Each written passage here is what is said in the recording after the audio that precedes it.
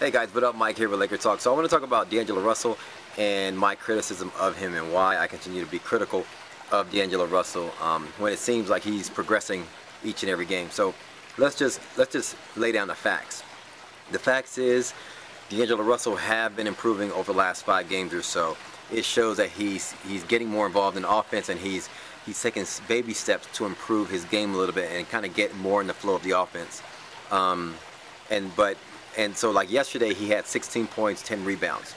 For anyone to get 16 points and 10 rebounds in the NBA, we shouldn't be critical of that point guard, especially a 19-year-old rookie, right? But why am I not easily impressed? There's 2 reasons why I continue to be critical of D'Angelo Russell. The first one is an unfair, biased, reason. When the Lakers had the number 2 pick, I was dreaming about Jahlil Okafor. To this day, I'm still pissed off at that. We should have picked Jahlil Okafor. He was our pick. I saw him in a Laker uniform, and when we picked D'Angelo Russell, I'm sour about that. So I admit, it's a lot of the criticism that I have for D'Angelo Russell, it comes from a biased opinion where I want Jahlil Okafor. Like to this day, if we could trade D'Angelo Russell for Okafor straight up, I would do it. So that's my first thing. I wanted Jahlil Okafor because he has a greater ceiling. And so here's the thing. Here's why I'm critical of D'Angelo Russell. It's because I think a lot of people don't really understand that D'Angelo Russell doesn't have a high ceiling. Yes, we have to let a 19-year-old rookie develop into his game, but his ceiling is like right here, right? I see him like at this level. So you look at a standard point guard like Kyle Lowry, right? He obviously has a pretty high, I think his ceiling is even better, and he's reached that potential. That's why he's like a semi-all-star point guard. Because I was just watching the Toronto game against Golden State, and Kyle Lowry was driving to the rim. But here's the thing. D'Angelo Russell's ceiling is like right here. When you compare it to like a ceiling from like a Julius Randle, who's a different position, Julius Randle, compare Julius Randle to all the power forwards in the league, you can tell Julius Randle's ceiling is way high, right? Because he's shown all the potential. He's faster than pretty much everyone else at 6'8". He can dribble the rock better than pretty much everybody else at 6'8" from coast to coast, similar to how Draymond Green can. He's a bully. He's stronger than a lot of other forwards his size. He has a hops, and he has the ability to rebound at 20 rebounds a game. So his ceiling is all-star level compared to the other players at his position. So now let's take D'Angelo Russell. When you look at his ceiling, this is why his ceiling is not high, because he lacks some deficiencies in his game that doesn't allow his ceiling to be that high. One, he doesn't drive to the rim. Okay, one of the biggest things that every point guard needs to be able to do, drive to the rim and create your own shot, or be creative and athletic enough to get your own shot off at the rim. He cannot do that. Okay, I don't care what you say, watch him. He cannot do it. He does not drive to the rim, create, and get into the heart of the defense to get to the foul line. He doesn't do it, right? Every point guard needs to be able to do that.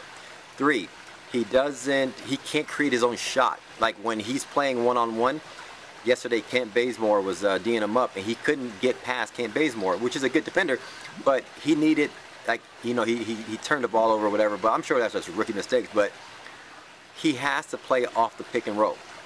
Pretty much 95% of his game. He cannot create his own shot. He doesn't have a crossover. And then fourthly, he's not quick enough.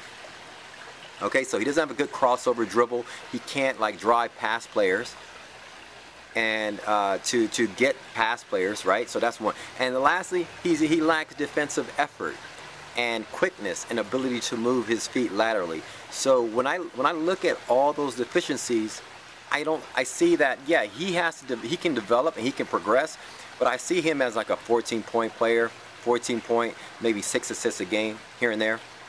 Maybe like 6 rebounds or whatnot, which is good for his size. He's a good rebounder. He is a good rebounder for his for a guard, and I give him that. But outside of that, I'm not impressed. It's not like in the playoffs we can depend on that average level of play in the NBA. yeah, he's not going to be able to drive past people. He's not going to, in my opinion, he's not going to be somebody we can count on to propel our team. Basically, late in the games, who are we going to give the ball to? Give the ball to Jordan Clarkson. Like when Kobe's gone, what we got to do right now, give the ball to Jordan Clarkson and let him create. Because one, he can fly past players. He's quicker than a lot of other players at his position. And he can create his own shot, right? So that's why I'm critical of D'Angelo Russell. Yes, a lot of it is because I'm coming from a biased viewpoint because I wanted Jahlil Okafor. But so when I see him put up some numbers, yeah, yesterday he took, you know, four three-pointers. He made 4 3-pointers. Okay, yeah. Nick Young can come in and score 27 points, but he's going to shoot 3-pointers and he's not going to defend, right? And is he #1 pick sort of talent? No, right? So that's what I see in D'Angelo Russell. He's good. He's been improving over the last few games, but I don't see him. There's nothing that he can thrive to. He's not going to be a 30-point. He's not going to be scoring 30 points here and there. Why? Because he doesn't get to the rim and shoot free throws. He's gonna level off in the teens, you know, 15 points here, 16 points there, 13 points here and there. And so I don't know. I know I'm hard on him. I'm gonna try to be less critical of him and just kind of like just let him play. But that's why when you see him on Twitter and stuff like that and just kind of like ripping the guy and just talking about him, that's where it all stems from. I don't see him having a high ceiling.